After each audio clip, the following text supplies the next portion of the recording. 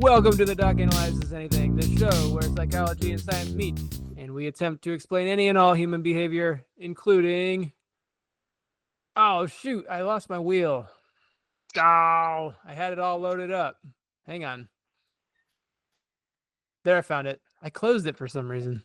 So we're describing the feeling of loss. What was this wheel called again?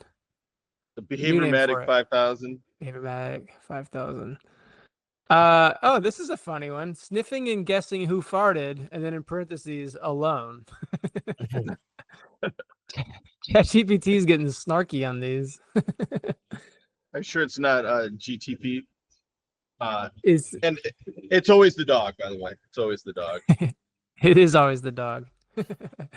I like that one. I can't say I do that one, but I will go into no further details about that one. For that one with me, it's the realization of how bad I have something wrong with my stomach, I think, because I'll leave my car, go into the grocery store, and come back, sit back in the car, and be like, wow, it smells horrible in here. Who did this? Are we really starting this off with fart jokes / stories? It's not a joke. It's a serious medical issue, I think. We need a doc who can analyze that. I'm not paid enough for that. So today we're going to be tackling the old debate. Do kids these days really just need a swift kick in the ass? Or I guess more politically correct, is the authoritative style of parenting better or worse than kind of the more gentle parenting style? Or is there some, level in between? And it's really, I think, a larger debate on punishment in general. But we thought we'd do this because, of course, everybody loves being told how to parent. It's like everybody's favorite thing. It's just being told that they're doing it wrong. So, and we are the best parents. So, I'll listen to what we say. I'm not a parent, so I get to just do whatever I want. 2 out of 3. Yeah. So I'm your host, Dr. Steven Sparks, here with my co-host, Kyle Steury, and semi-co-host. He's been bumped up a little bit because he's been with us all the time so far, but we'll see how long we let him stick around. Dr. Brad, hold my beer, Clements. So summer vacation. So Dr. Brad and I are with the family up north. So if the internet or sound isn't great, we'll still blame Kyle, but it's probably because we're in northern Michigan where there is no internet. And before go ahead. I'm just the man I'm the man of the chair here. I'm just you give me the levels and I'll work with what I got. And so before anybody feels bad for Kyle, we did invite him up here, but he hates fun, so of course he decided to stay home in Indiana instead. So there you go. I specifically asked, was fun involved? You said yes, so I said no, thank you. I'm going to stay here. What, water, boats, beer? Absolutely not. Yep. Nope, not for me. And since we are up here on vacation, we are drinking Thursday. And so no one should be getting too tipsy here, but we're enjoying a little strong stout to start the vacation up. Just right. Well, I have a strong coffee, but nonetheless. Well, this is a coffee of choice or preferred coffee. What is my preferred coffee? Yeah. I don't know much about how to describe coffee. It's no cream, and it is I like a lighter roast as opposed to a darker roast. And I like things that I look for in the description include like a chocolatey / citrusy note. But that's as far as I can't tell you like what origin or blend. I'm not good with that. I go off of like what you do as well. But all right, cool. Sorry, Doc. Yeah, continue on. I think I like my coffee kind of medium roast, but extra thick and strong. Probably because I like the strong stouts as well. So it's kind of like drinking a beer, but with the opposite effect. Right. Yes. But today we're drinking a barrel-aged stout with coconut and hazelnut. So we're being fancy while we are indulging it. That sounds very good. So before we get rolling on punishment or lack thereof, any housekeeping notes, anything going on? I will say you can now check out the Doc Analyzes Anything both on Facebook and Instagram, as well as, if you aren't aware, all the streaming platforms for podcasts, so Spotify, Amazon Podcast, Apple Podcasts. So give us a rating, give us a like, all the good stuff. Subscribe, like and subscribe.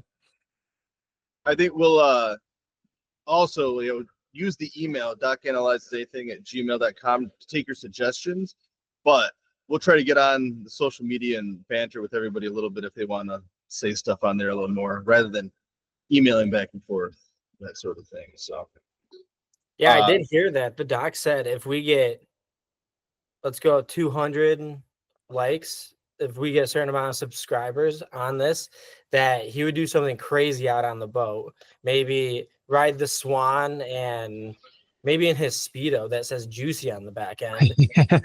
He's been looking for a reason to break it out. I think we would immediately lose at least every viewer on YouTube. Maybe the listeners would just be okay with it. I don't know, but that could be the opening for the podcast. Yeah, we did have saluting Dr. Brad, or as he's known by his nephews, Uncle Meow Meow, ride the Swan all the way out to the swimming hole yesterday. It's like 8 or 9 miles down the lake, just full blast flying off. So maybe you'll get me out there one day. Maybe. What is a swan? I take it this is not an animal that you're describing. No, this is like a 2-person tube to get pulled behind the boat. Oh, okay. But it's got a giant swan head and wings sticking out of it. Oh, nice. Okay. I found one on Amazon.com, so I got a good visual now. Not .org? Not .org. Yeah, I don't know. I can't verify Amazon.org. Well, I think we'll get a picture of Uncle Meow Meow on the Swan maybe up on the Facebook, so you can see that. Or is it Amazon.gov now? Oh, it might be. Twitter was until a few weeks ago, I think. Yeah, really was. All right. So I'm down to 1 screen. Usually I have 3, so I will be looking at my phone like I'm not paying attention to you guys. I apologize, but that's just the way it is. Okay. So get started on this unless there's anything else. Anything else? Nope. Those are all the housekeeping items that I have. So the idea of this was kind of like, let's talk about punishment in general, but it's not the most exciting topic. But what does often grind people's gears, either seeing kids that they think are misbehaving in public, or on the other side, people on Facebook say, hey, all kids need today is a good spank. Spank me. Look how good I turned out. Which, strangely enough, a lot of those people that post that I've seen, I don't know if it did that much good for them, but that's beside the point. We're not going to assume that anybody's behavior issues is due to their spanking or lack thereof without diving into the science a little bit more. So I think we should start off with talking about what punishment is behavior analytically, scientifically. And we may have gone over some of this before, I don't remember, but punishment, or what we refer to as positive punishment, but the rest of society just thinks of as punishment, is the addition of a stimulus event or condition which decreases the future frequency of the behavior it follows. So basically, you add an aversive condition, you add something to the environment that is negative to the individual, and their behavior decreases. And so we all need to remember, if the behavior doesn't decrease, it's not punishment. And also that the rest of society always confuses this with negative reinforcement. So it's not that either. We also have positive punishment, which we tend to refer to as penalty, to make it a little bit easier and for everybody to remember in the rest of the world. And that is, you have a reinforcer, an item, event, something you get to do, and then you remove it, and now you can no longer do it. And so there's the timeout style of penalty where you just lose out on it for a short period of time. Or you have response costs where it's gone for good. You can maybe get that outcome again later, but say you get a speeding ticket, you pay the fine, you may make more money in the future, but you're never getting that $75 or $100 back or whatever it is. So I think a big takeaway is going to be in this, regardless of, whoa, Hey, you're back. yeah, that almost went down hard. So regardless of whether or not people think they're doing all positive parenting or they are aware of it, they are most certainly going to be using punishment in one shape or form, one way or another, regardless. Like just today, son's throwing a toy, getting upset about something. Didn't say anything. There was no conversation, but took the toy away, put it up, and just walked away like nothing was going on. Because at that point, he wanted a negative reaction from us, but I knew that I could punish that behavior by giving him timeout from that toy without having any more conversation about it. And my general rule with my kids is if you could tell me the rule of what it is we expect from you in the moment, and you do the behavior anyways, then there's no reason to have any more conversation, because at that point it's likely just reinforcing the situation, that attention component, the I want to get under Yeah, your skin too sort of thing. I like that. It's a clear boundary, a clear So objective with boundary. you're talking about, can you explain that a little bit more on like the how an individual would act to where you react, and then in the moment where you don't play into it anymore? Yeah, we'll get into some more examples with adults and other people in society, I think, here in a little bit too. But in general, we know we have the major categories of reinforcement are attention, which it also includes negative attention or just any reaction from a person. It doesn't have to be attention like kind of society thinks about it. And in that moment, I was pretty sure that's what we were trying to get from mom or dad. And that's why I wanted to make sure there was no interaction other than just taking that toy away. Okay. Then you also have the tangible item where he wasn't trying to gain access to the item. He already had it. So that probably wasn't the maintaining reinforcer. But because he had a reinforcer and I could remove it, I could punish him without having any interaction there additionally.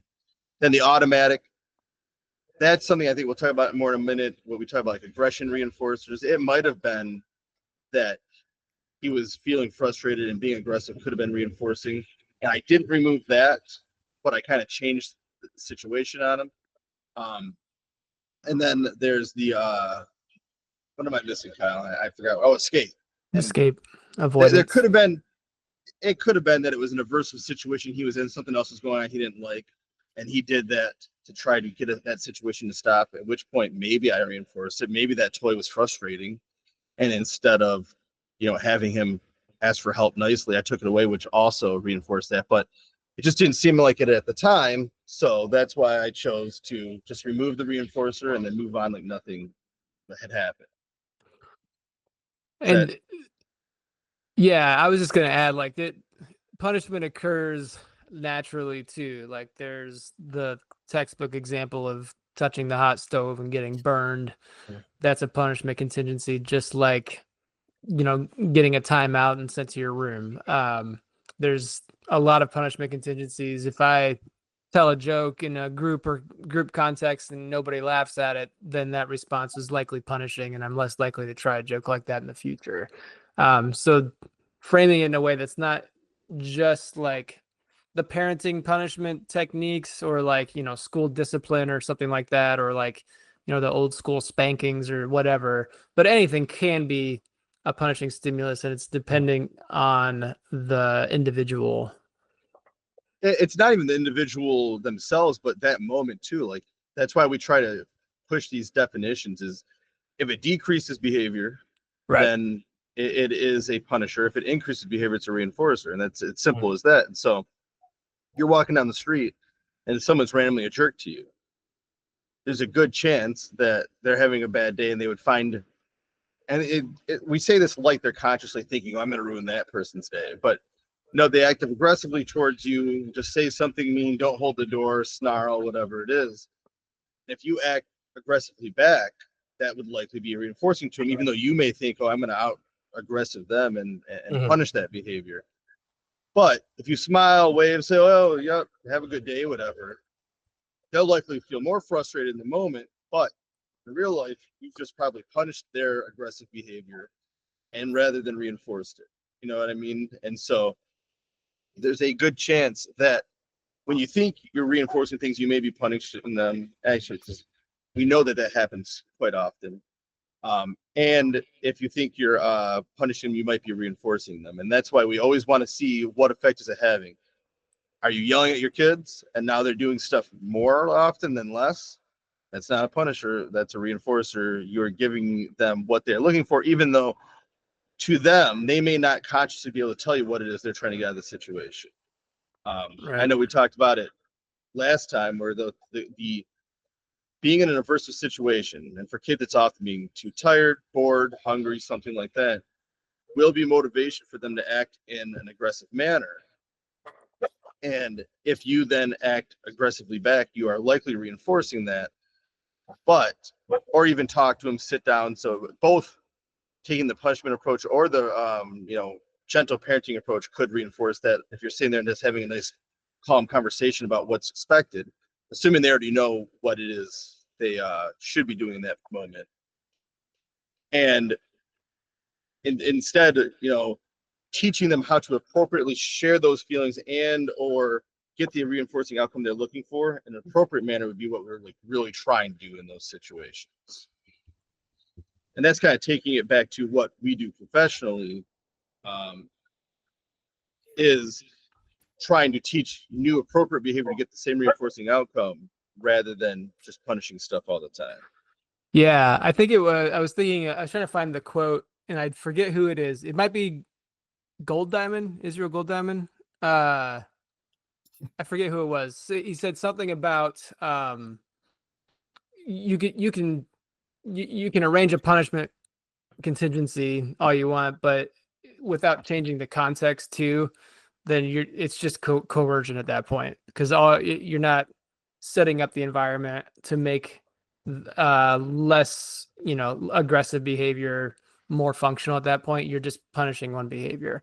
So I think that's an important part about what you and I do, Steve, is like coming in. Yeah, we can set up different contingencies, but without changing more variables than just the consequence. That's not necessarily likely going to be something that lasts over time.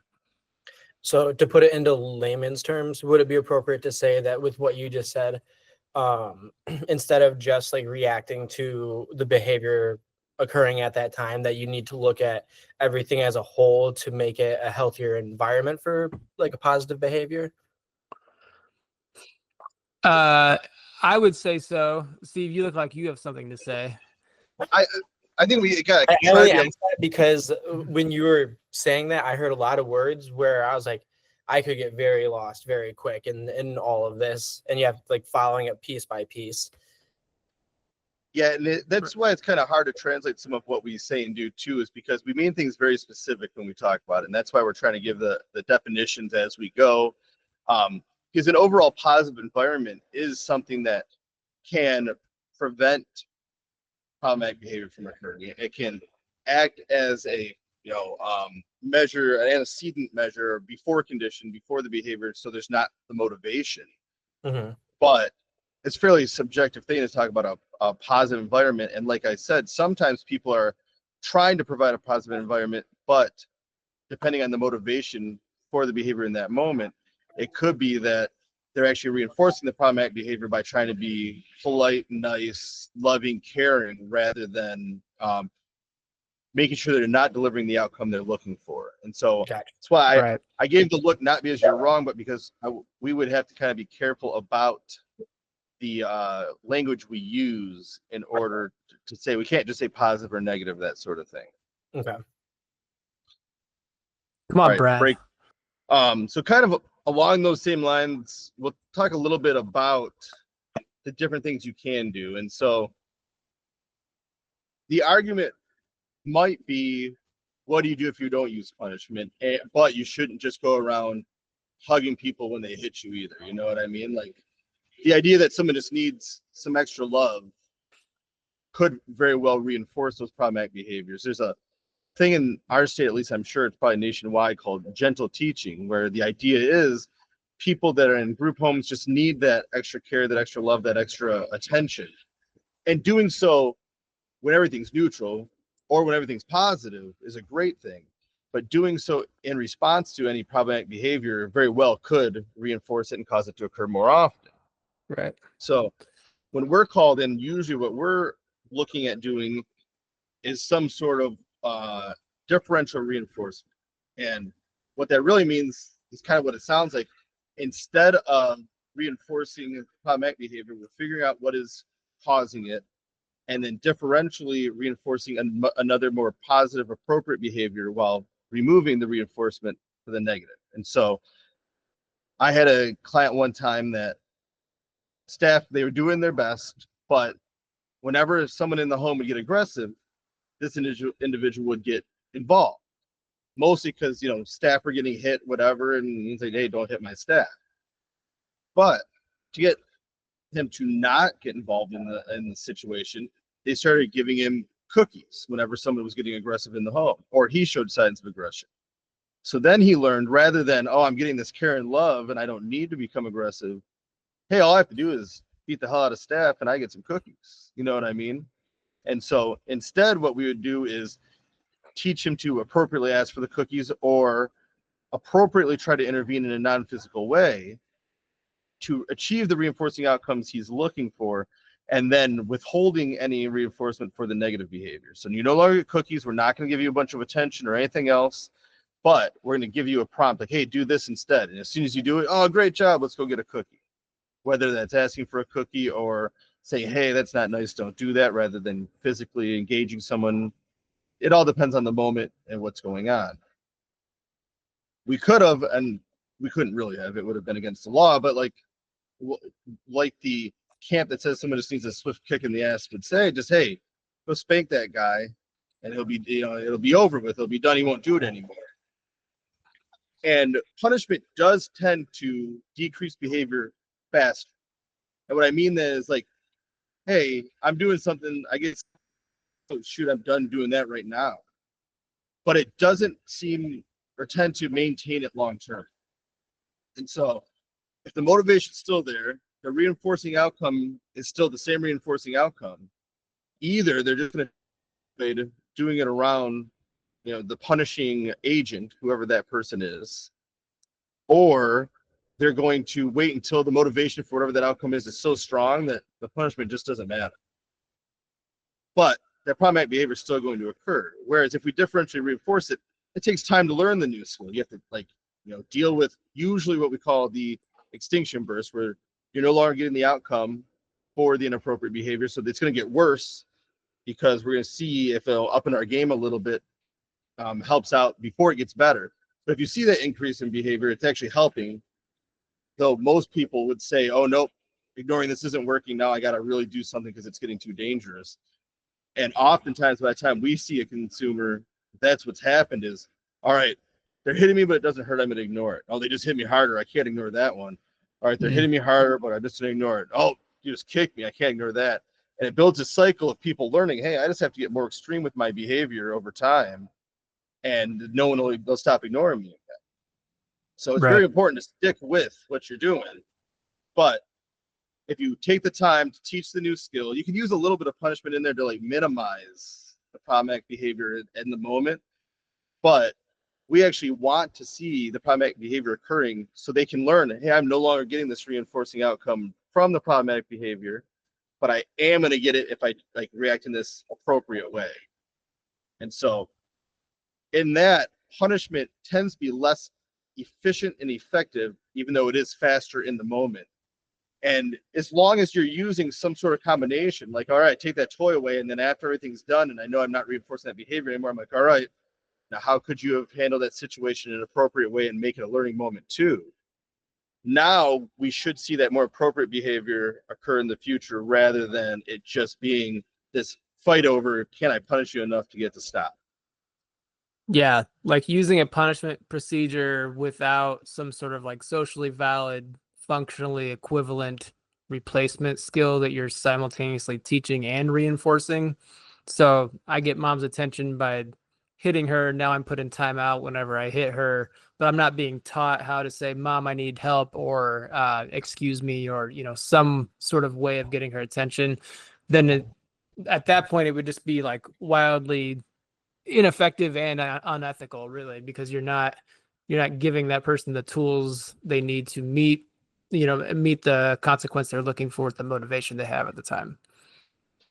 Yeah, it's going to come back if you just use punishment alone at some point if you don't teach the new replacement skill.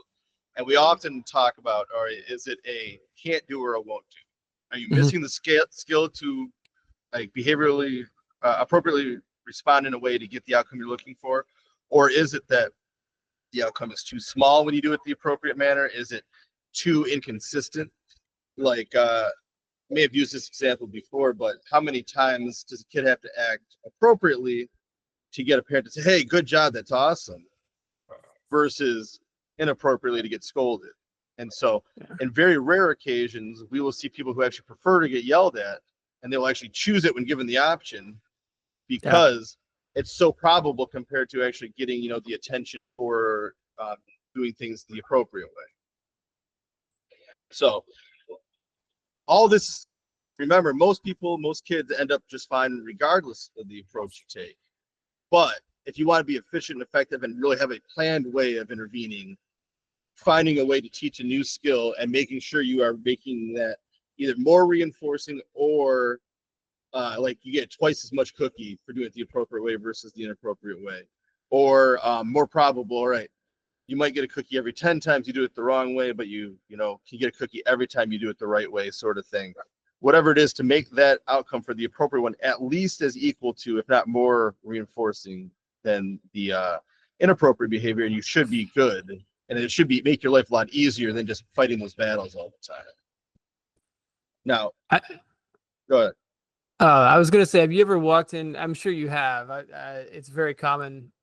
I feel like this is what I get often when I walk into new situations with new assessments. But the school, the parents, or somebody, like the first question is, we just don't know how to punish this person. Like, can you teach us how to punish this person? Because what we're doing isn't working.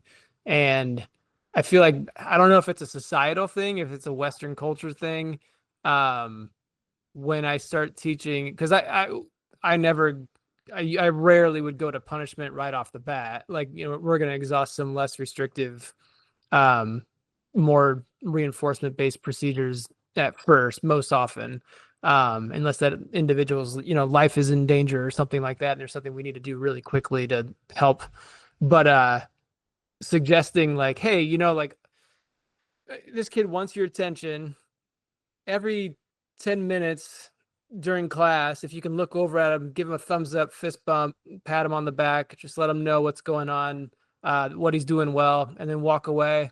9 times out of 10, if that's the right function and we found the MO and everything like that, it can really, really make those behaviors that result in that attention less likely to occur. What I run into is I'm using school. It's not always school, it's caregivers or whoever, staff, saying, how do I punish them? Or they do that procedure for a little bit and it works for a little bit, and then they stop, and then it all falls back to the old way of things, where they're only reacting when the behavior occurs and not being preventative or proactive. Yeah, and that is why our plans have the preventative measures and the proactive measures and the reactive to make sure you're not delivering reinforcement. The preventative, like you're describing, we're going to decrease the motivation by what we call non-contingently, or not based on any behavior. We're delivering this attention that way. Now there's less motivation to behave in a way to get that negative attention. It certainly works in the moment, but it's not teaching that new skill or that replacement skill to now teach this person how to go out and they're looking for when they want it. You know what I mean? And so right. If they do that and then they slide off a little bit, it's going to immediately come back. Even punishment should maintain a little longer than that, because they're going to have to learn, like, okay, either it's only when this person's around or only in these situations or that sort of thing. But if you teach that new skill and really use it and really prevent the reinforcement for the inappropriate skill, now that should take over. We call it kind of like a behavior trap, where it is now the behavior of choice for that individual, unless they're in a new situation where, all right, you're a teenager out with your friends and saying something politely might get you made fun of, but being a jerk could be reinforced, and now at that point, it may be selected differently in that situation. But what you're talking about is kind of along the lines of what we often do to try to prevent that extinction burst or it getting worse before it gets better is, okay, we're going to prime them. We're going to give them a whole bunch of attention before we start this, and then put them in a situation on purpose when we can control it to occasion the problematic behavior. Now it should be less intense and give them the opportunity to recognize, okay, you're no longer getting the preferred outcome in this controlled, safe environment. And so whenever possible, we want to use those different techniques to prevent it from getting worse before it gets better. But they will be effective in the moment. It just will only be effective in the moment when you do that sort of thing. So when you're doing these different techniques, at what point are you supposed to determine that it's not it gets worse before it gets better? Where at what point do you determine that a certain technique is just not efficient for this individual? Because I know it's not like a cookie cutter system with utilizing the different techniques.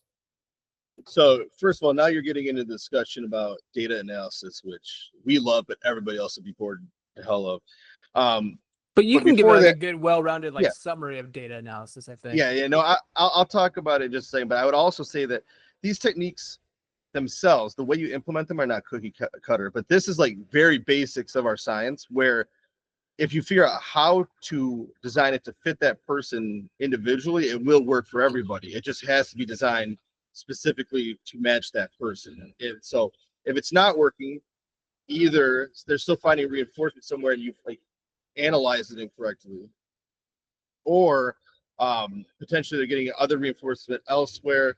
The reinforcer you chose as a replacement isn't actually as reinforcing as the other outcomes. It's more about a deep dive into what's going on rather than this technique just doesn't work in those situations. But what we do is collect data on everything.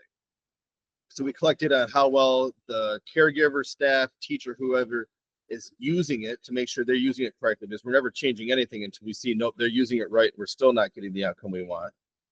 And then we're collecting data on the behavior itself to see how its effect. And so we're looking for three things when we're seeing raw behavior trends, data trends, looking at the graphs and the lines and that sort of thing. Is either a level change, which means, all right, we got a flat line here, or even an increasing line, and then it jumps up suddenly. Okay, that would be the extinction burst. Now, if it follows the same trend for a while, this may not be effective, or someone's probably thinking they can't ignore it, they're reinforcing it again.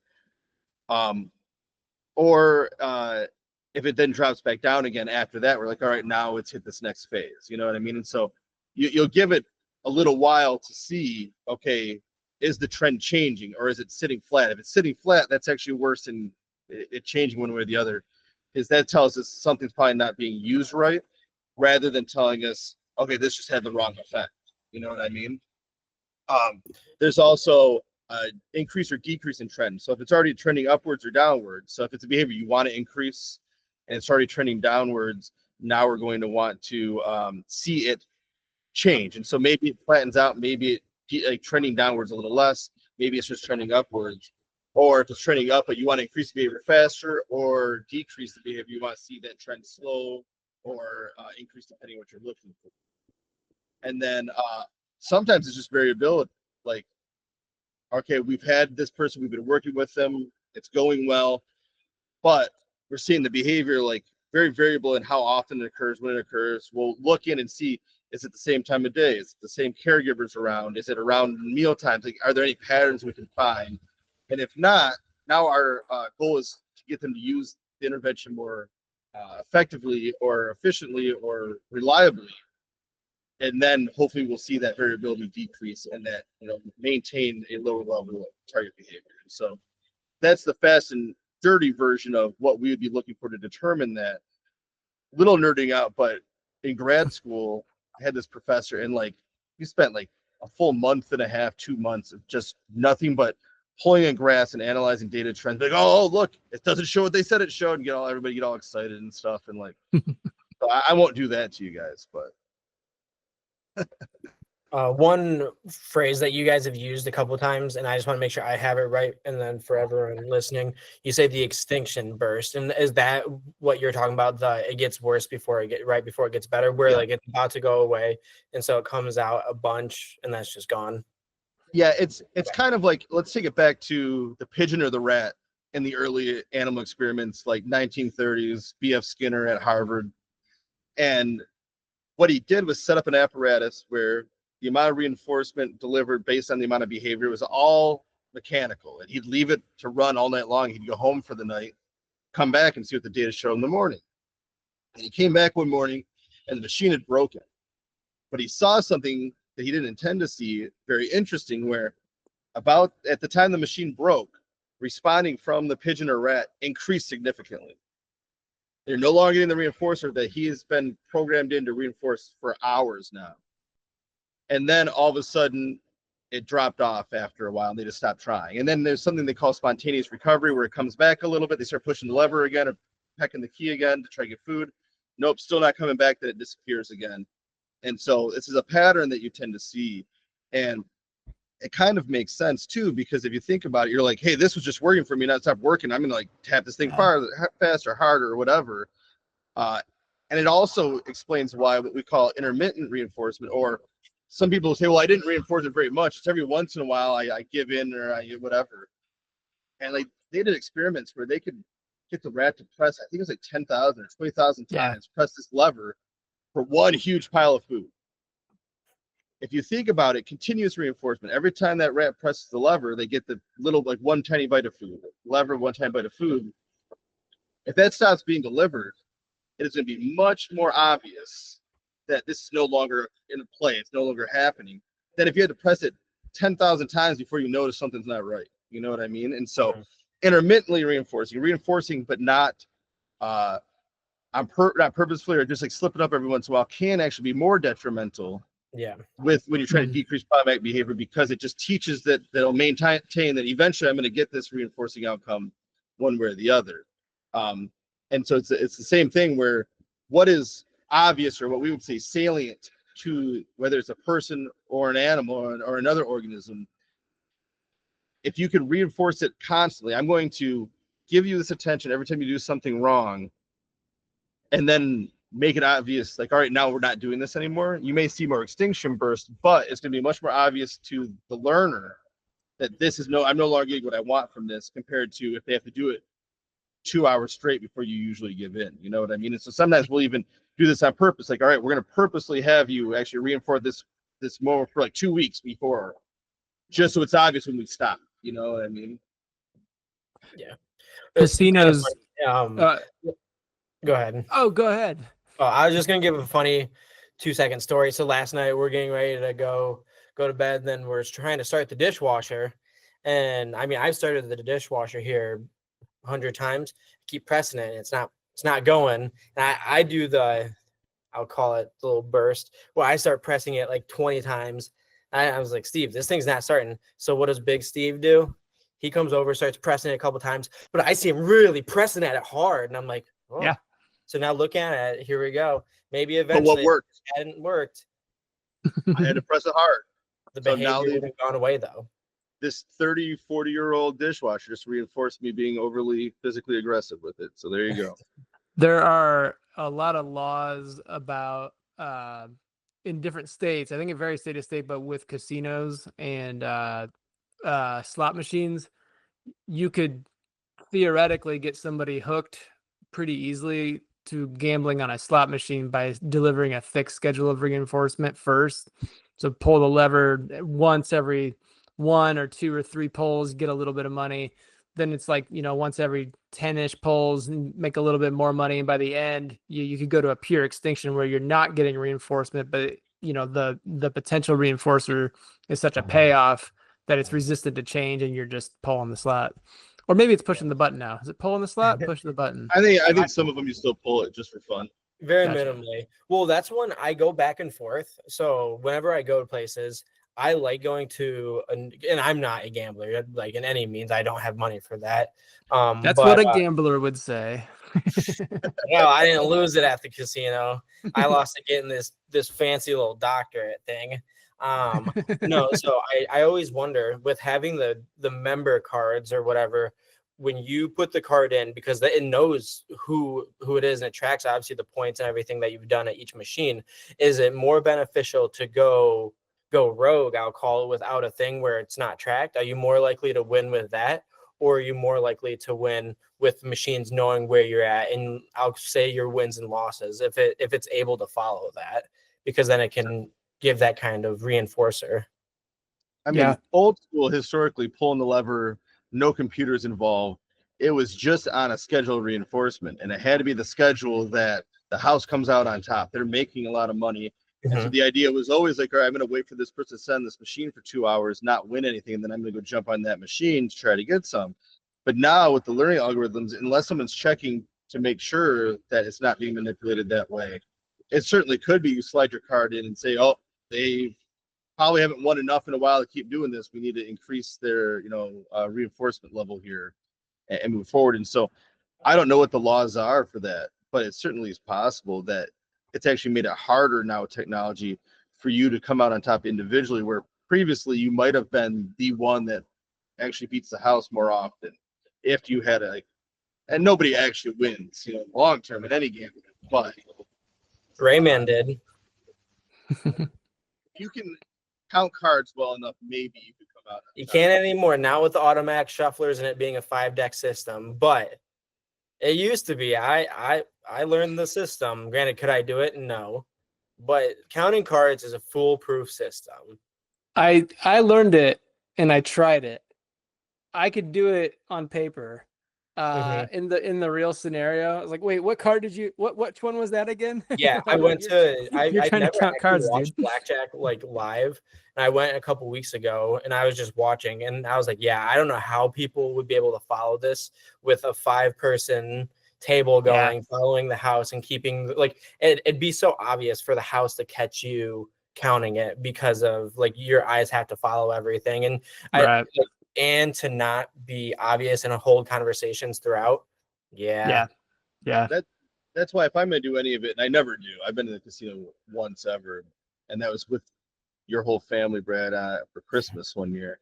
But if I'm doing any gambling, I prefer poker because I'm playing the other players rather than the house, and so now I have to trust that I'm better than another random person, not this system that's rigged against me.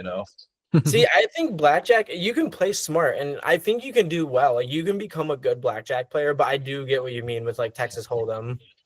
Well, I mean, if you have a good idea of odds in general, even with a multi-deck system and the auto shuffle, you'll know, okay, what are the odds that I get a 10 here versus an 8-3, something like that. You know what I mean? But it's not like it used to be where you could really count and figure it all out. But there's always some way around systems too. Like there was a lottery guy. This guy won the lottery 10, 15 times, something like that. What he did is just got a bunch of investors together and bought so many lotto tickets that the odds were he was going to win every time. And so his prize wasn't very big because he spent so much on tickets, but he came out on top.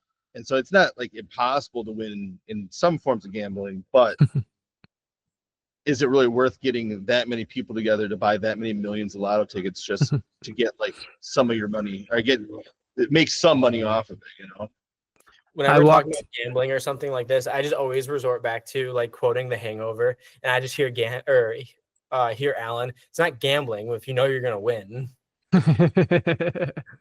I walked past the lottery ticket machine at the grocery store, and I just looked at the screen. This was 2 days ago, and it said 1 credit remaining, and there was nobody around. And so I was like, well, I'm going to take that. So I went over and got a Powerball ticket. I did not win, but all the scenarios went through my head about whose ticket it was, some guy coming after me because he paid for it or something like that. So some poor person probably had to run to the bathroom real quick in the grocery store, and you just stole their lotto ticket. Yep. And it was, theft. Yeah. Now, I've heard of people stealing the lotto tickets and then confirming that wasn't the person that paid for it. So I wonder if they would have even needed a camera to show that you were the one, or as you push the button, does that mean you technically purchased it? I don't know. You didn't put the money in.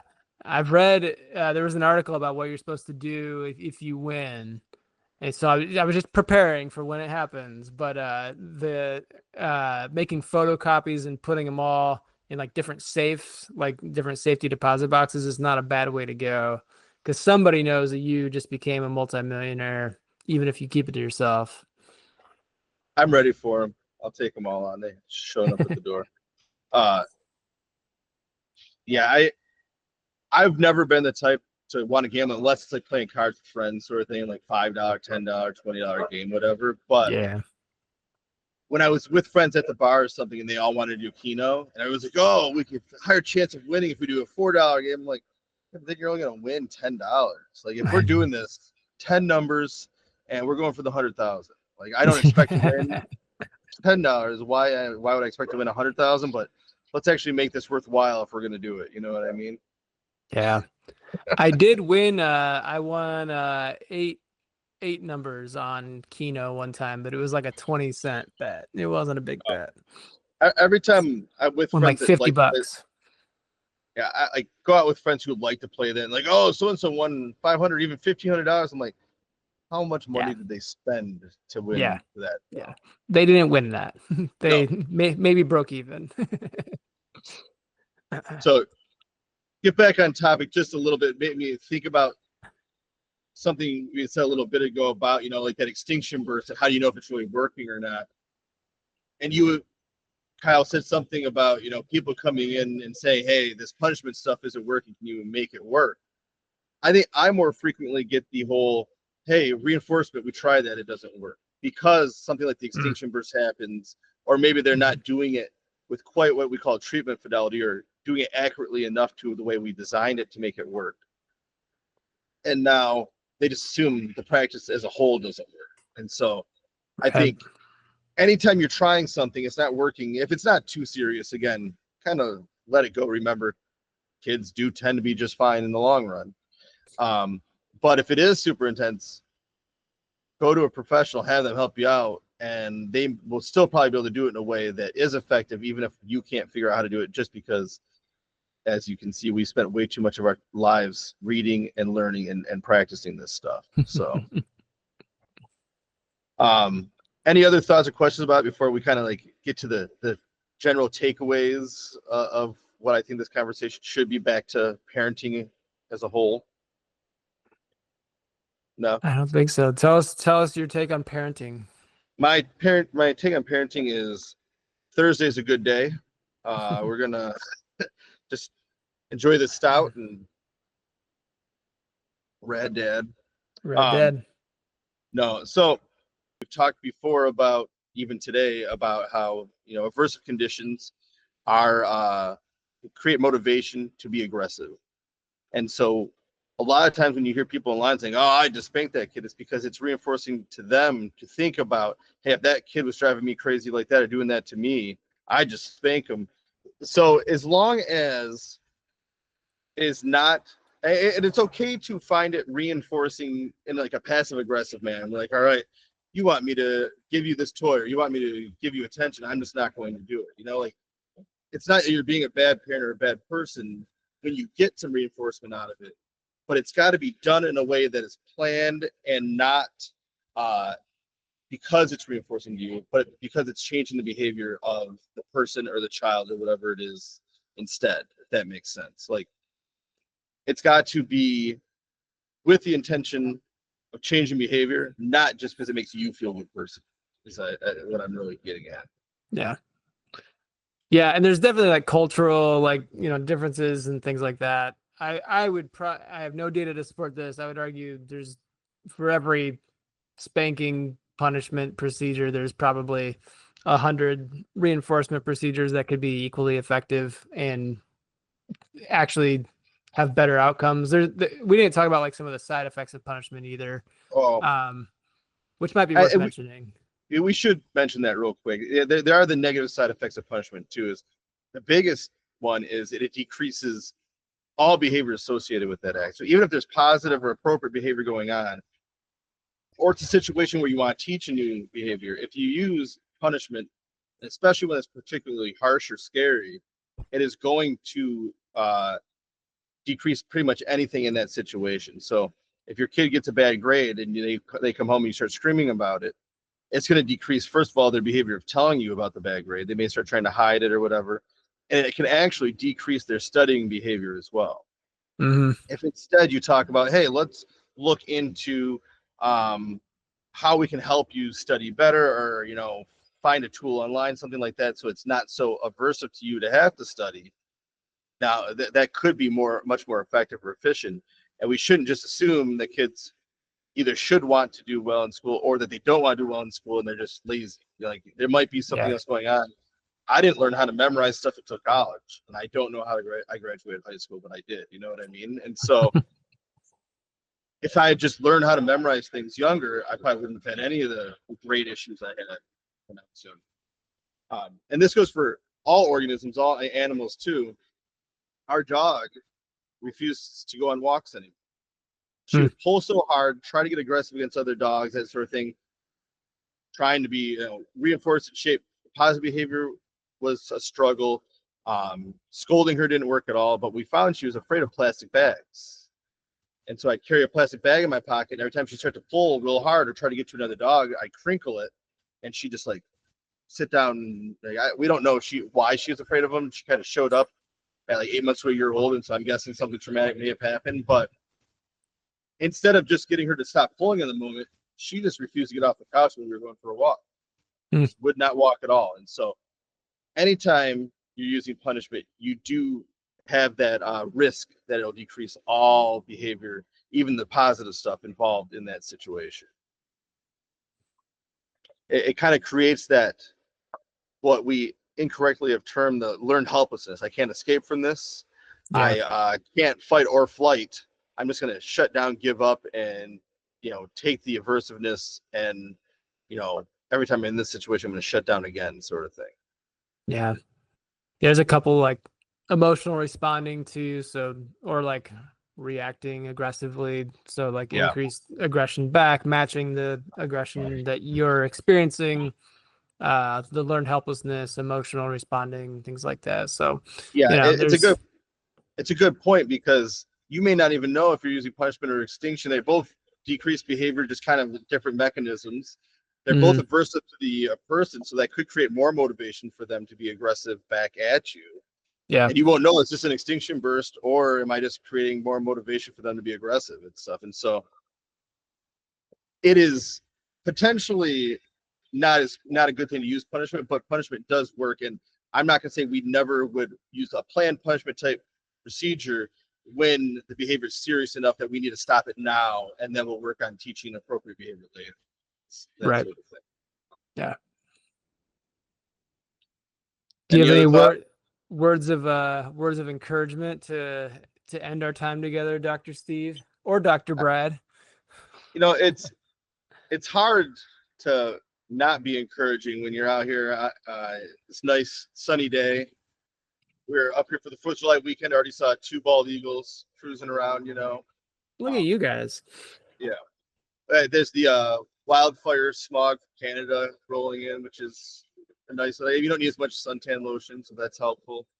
But if you're not able to be out in the wilderness enjoying a beautiful sunny day, just remember, no matter all this craziness going on, political wars, just negativity that I see mostly as being, it's not that it's not real, but it's being exploited to change people's behavior the way that groups, whether it be political or not, want to have people vote or behave.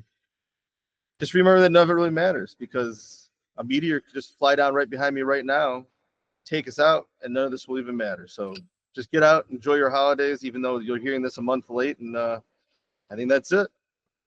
Yeah, I was going to add, the only piece of advice or suggestion I have is, even though this is a month late, I hope you all consumed an excessive amount of hot dogs. I can get behind. I can get behind that. Yep, I can get behind that for sure. I have nothing. But Miles. We lost Miles Turner. Pacers lost Miles Turner to the Bucks, and I'm bummed about it. So Miles, if you're a listener, we can't pay you as much as the Bucks are paying you, but we would love to have you back. And You've had that's a where few- I'm ending it. You've had a rough few weeks here with almost winning it, and then Halliburton going down, and now Masters. It's been rough. It's been I don't cry at a lot, and I've been fighting back the tears. I'm kidding. I cry about a lot of things. The Pistons had that great year from Beasley. I think that's Yeah. and now he's being investigated for gambling on NBA games, and he's no longer going to be with the team probably. So it doesn't hurt as much as what you're going through, but it is what it is. Oh, and also, go ahead. I was gonna say Keno could be fun if you can choose the numbers that are the outcome. Yeah. Also, I forgot I was going to mention this. We did the Cults episode, and the Attorney General for the state of Michigan just announced, I think today or yesterday, that they're officially investigating the Twin Flames universe, and so that's actually about an hour from here. As a result of increased online scrutiny. It's 100% because of our podcast. 100%. No, I think it's. You think I'm going to Traverse City for Yeah, a brewery? You are going to a brewery within undercover like investigation. Yeah, within a few miles of where their compound is, right after they're recording this. So fantastic. Yeah, just go knock on the door and ask them how they feel about being investigated. Have a giant camera just taped to my chest. Sir, why do you have that? What are you talking about? I'm here for Find My Flame. I love it.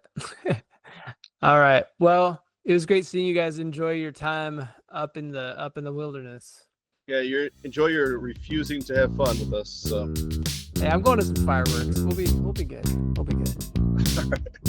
All right. Goodbye, everybody.